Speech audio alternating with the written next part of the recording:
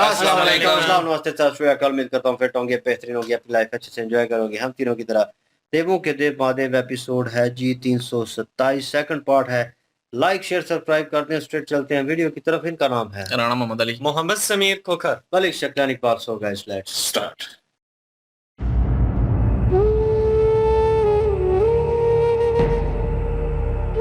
यदि हमारे पास भवन होता तो वर्षा के आने से कोई विघ्न उत्पन्न नहीं होता।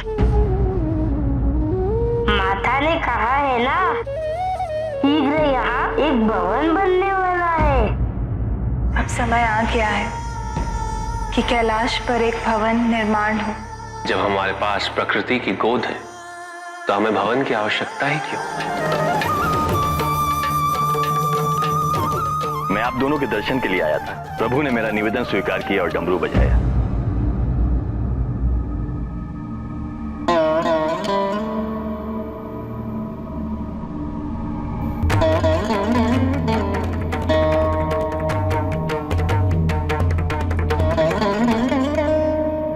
ये हमने क्या किया? अपने भवन की प्रतिकृति की रक्षा भी ना कर सके।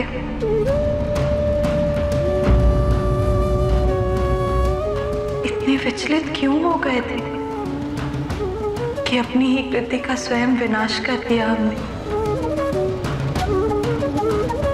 उसका निर्माण करते समय क्या क्या नहीं सोचा था हमने कि गणेश, कार्तिकेय, अशोक सुंदरी और स्वामी जब उसे देखेंगे तो कितने प्रसन्न होंगे।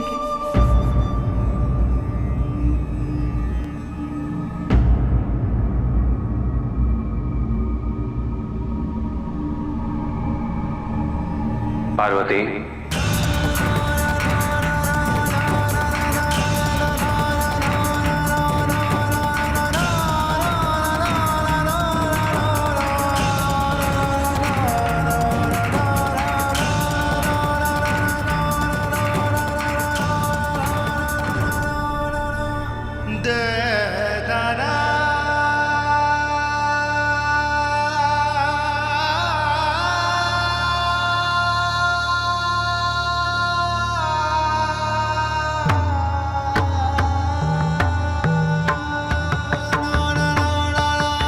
तुमने कहा कि तुम अकेली हो।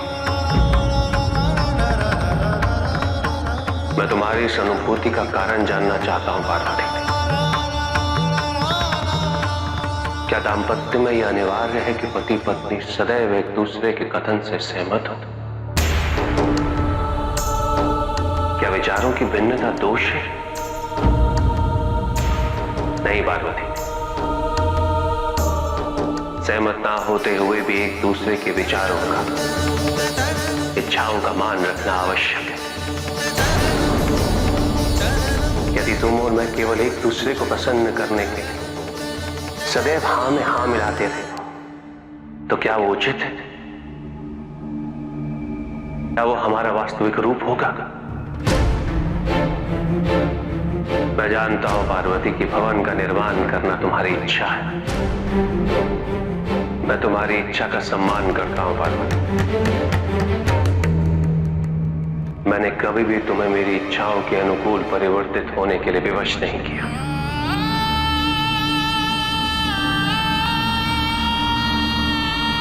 अभी तो मैंने तो स्वयं कैलाश में भवन निर्माण की अपनी स्वीकृति भी दी थी। हाँ, यह सत्य है पार्वती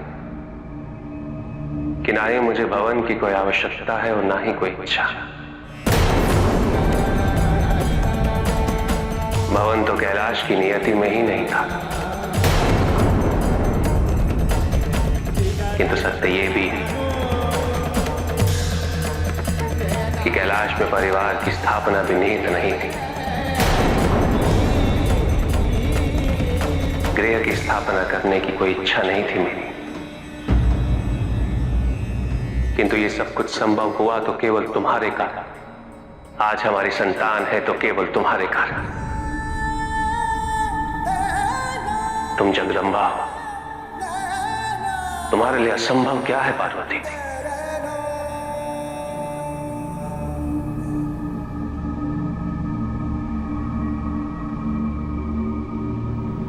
मैंने तुमसे अवश्य कहा पार्वती कि दुखी मत हो, किंतु उसका तात्पर्य ये नहीं था कि प्रतिकृति के भस्म होने के पश्चात कैलाश पर भवन का निर्माण नहीं होगा। तो दुखी क्यों होना पार्वती? किंतु तुम्हें दुखी होने के पश्चात मुझे यह आभास हुआ,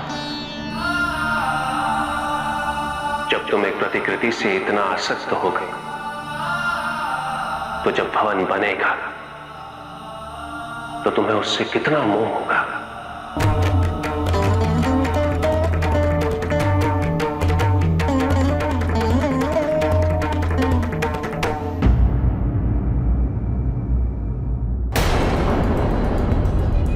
देखा मेरा अनुमान, तो नहुष ऋषि वशिष्ठ के आश्रम में है। ये तो हमारे लिए शुभ समाचार है। और वहां महाराज आयु की सेना भी नहीं है। नहुष की हत्या निश्चित है।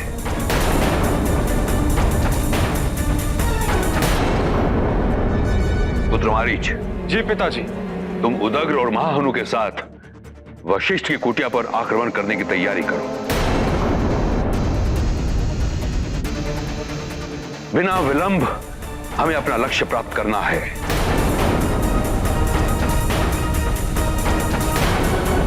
चलो।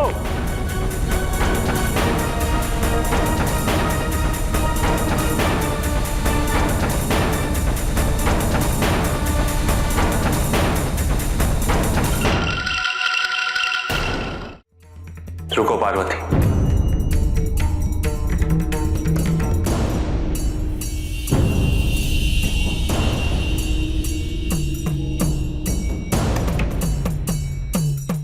तुम्हें मुझ पर विश्वास करना चाहिए था जब तुमने मुझसे शनिदेव की कुदृष्टि का प्रश्न किया। क्या उनकी कुदृष्टि का प्रभाव कैलाश पर और हमारे परिवार पर भी पड़ता है? किंतु तुम उनकी दृष्टि को कुदृष्टि क्यों कह रही हो? जिस दृष्टि के पड़ने से केवल विपत्ति उत्पन्न, वो सुदृष्टि कैसे हो सकती है? किंतु तुम मेरे उत्तर से सहमत नहीं थी। उसके पश्चात जब तुमने मुझे शनिदेव को कैलाश के बाहर रोकने का दायित्व सौंपा। स्वामी, तो आप कैलाश के बाहर विराजे। हम जानते हैं कि शनिदेव आपके दर्शन हेतु यहाँ आ रहे। तो भी तुम्हें मुझ पर विश्वास करना चाहिए कि मैं उस दायित्व को सफलतापूर्वक निभाऊंगा।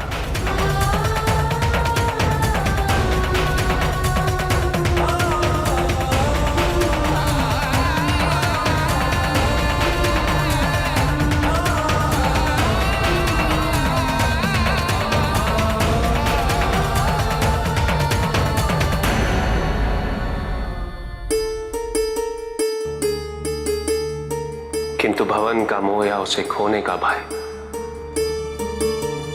मुझ पर विश्वास करने से अधिक महत्वपूर्ण हो गया है तुम्हारे लिए।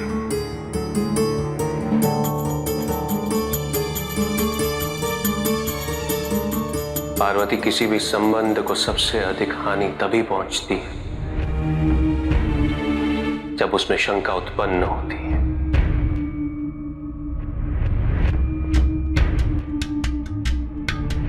तुम्हारे मन में भी शंका वास करती है पार्वती मेरे प्रति।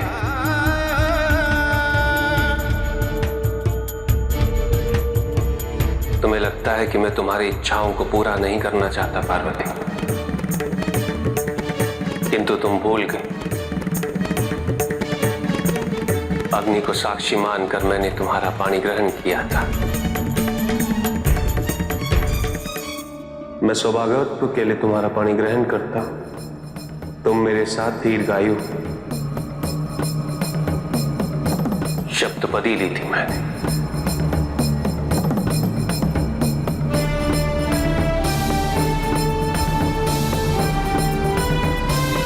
स्मरण करो पार्वती, उन सभी वचनों का स्मरण करो।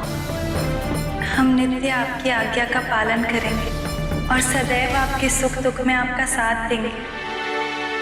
हम आपके घर में सुख से रहेंगे। जहाँ भी आप रहेंगे वहीं हम भी रहेंगे। ये वचन हमने एक दूसरे को इसलिए दिए थे पार्वती, क्योंकि हम प्रेम पूर्वक एक दूसरे के प्रति समर्पित रहना चाहते हैं, समानता के साथ, अपनी इच्छा से, ताकि हम दोनों को इस दाम्पत्य में एक दूसरे की अपेक्षा का मान रहे, एक दूसरे के कर्तव्य का, दायित्व का बोध रहे।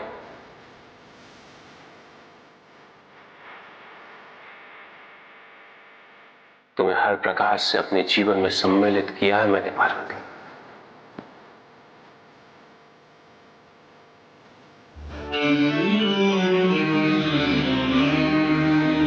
तो तुम मुझसे अलग कैसे हुई?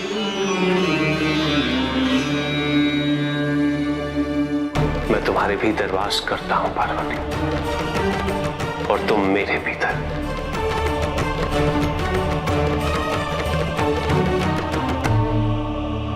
भले ही तुम्हें स्वप्न अकेले देखने पड़े, किंतु उन्हें पूरा करने हेतु मैं सदैव उपस्थित रहूंगा।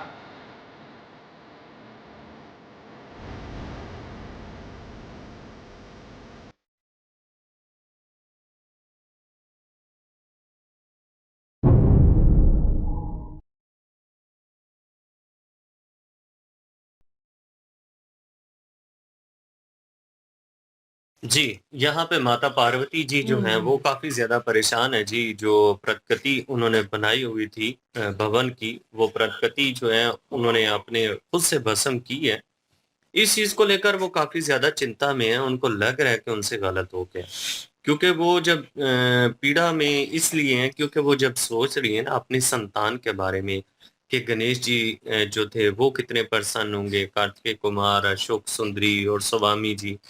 इन सब के ख्वाबों का एक वो एक ज़रिया था और ये सब पूरे परिवार के एक ख्वाब था, जो वो भस्म हुए। इस वजह से उन्हें बार-बार जो है वो तकलीफ़ हो रही है। लेकिन यहाँ पे महादेव जी जो हैं उनकी स्थिति से वाकिफ़ हैं और वो समझ रही हैं कि वो कितनी पीड़ा से गुज़र रही हैं। और माता पार्वती जी जो हैं अभी उन्हें कुछ समझ ही नहीं आ रहा कि वो क्या करें। तो यहाँ पे शिव जी ने उन्हें रोक कर वो सब कुछ याद दिलाया। उन्होंने कहा कि देखिए कि आपको मेरे ऊपर यकीन रखना चाहिए था।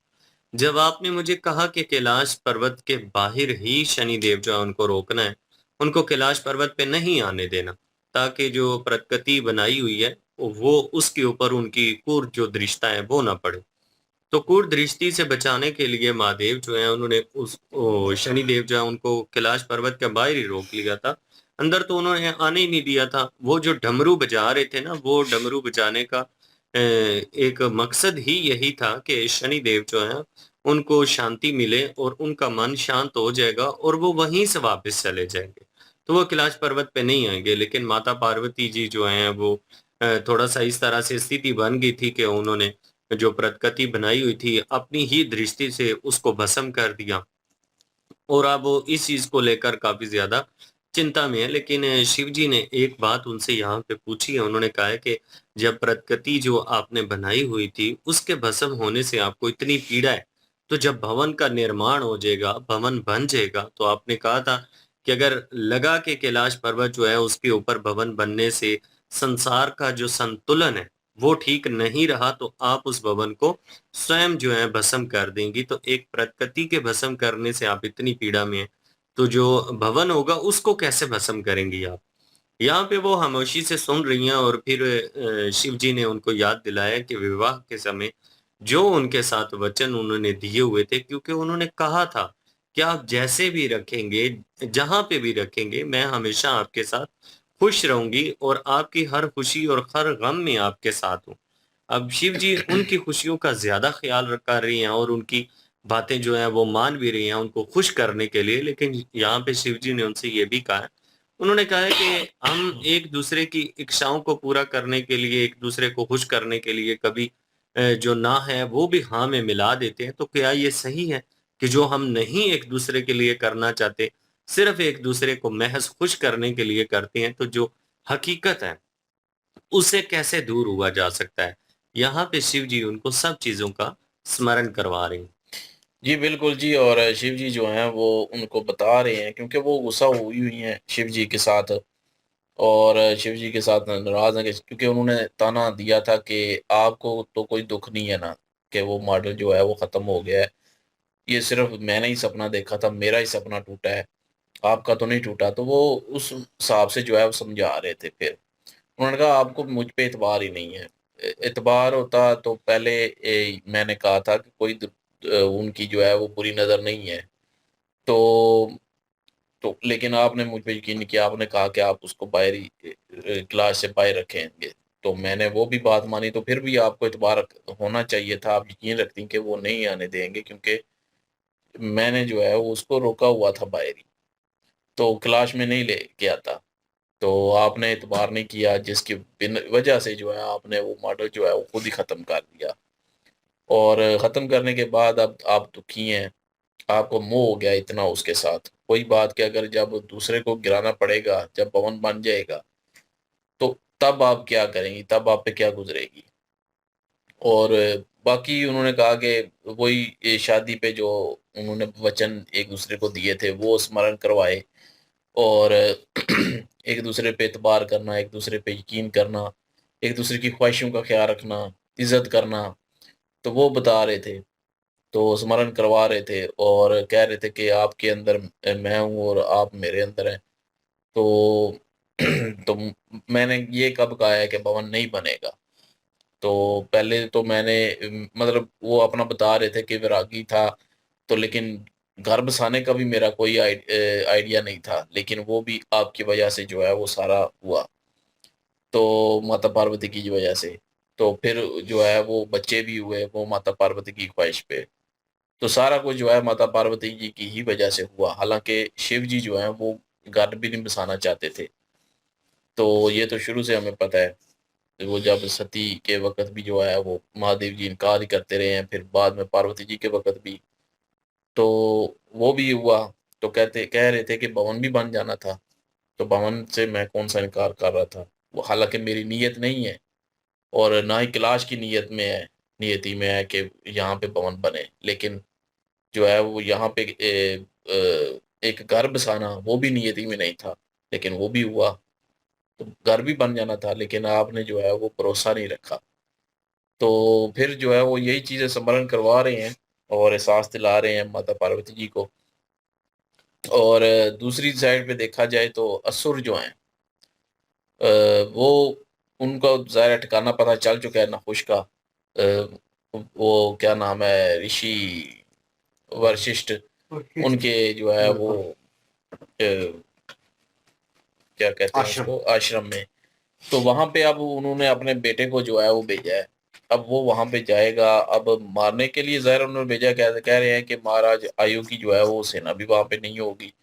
अब वहाँ पे ज़ाहिर है वशिष्ठ हैं, ऋषि जो है वो ही कुछ करेंगे, वो बचाएंगे, या फिर कोई शायद हो सकता है वहाँ पे, क्योंकि अभी गणेश जी और कार्तिकेय जो है अभी बाहर ही हैं, अभी कैलाश में नहीं वापस आए। हो सकता है वो किसी काम से वापस वहाँ पे चले जाए, या कुछ ऐसा हो जाए कि जिसकी वजह से जो है फिर वो बच जाए।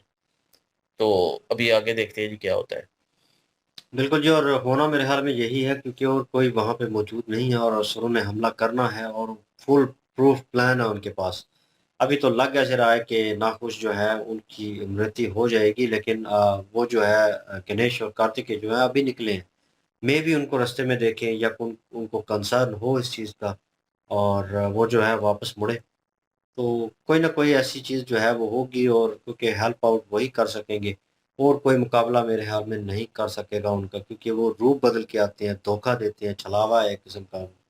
तो जैसे उनके बेटे हैं वो राजा शुमाली के, तो वो जो है वो इस तरह का वो चीज़ जो है वो होने वाली है, तो और कोई जो है उन्हें ना पहचान सकेगा और ना उन्हें ख़त्म कर सकेगा। तो ये सिलसिला मेरे ख़्याल में उधर होगा, लेकिन ऑन अदर हैंड शिव जी और माता पार्वती जी जो हैं, शिव जी उन्हें समझा रहे थे, और वो पूरा एक जो है मोटिव समझाया कि क्यों, किस तरह। और हमें कुछ और ही लग रहा था, मैं भी बीच में कह रहा था, उन्होंने वो चीज़ वो डिस्कस भी उन्होंने की।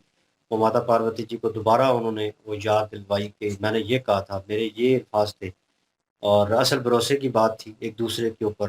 वो रिश्ता भी याद करवाया कि किन किन रिश्तों के साथ पानी ग्रहण किया, वो 7 फेरे लिए, क्या वचन तुमने दिए, क्या मैंने दिए। वो सारी डिस्कशन जो है वो चल रही थी। अभी मे भी हो सकता है माता पार्वती जी जो हैं वो इस चीज़ को समझें। तो होप सो नेक्स्ट पार्ट पे चलते हैं, देखते हैं क्या सिचुएशन होती है। तो लाइक शेयर सब्सक्राइब कर दीजिएगा। इंशाल्लाह मिलते हैं नेक्स्ट वीडियो में। अपना ख्याल रखिएगा, दुआ में याद रखिएगा। तब तक के लिए अल्लाह हाफिज, पीस।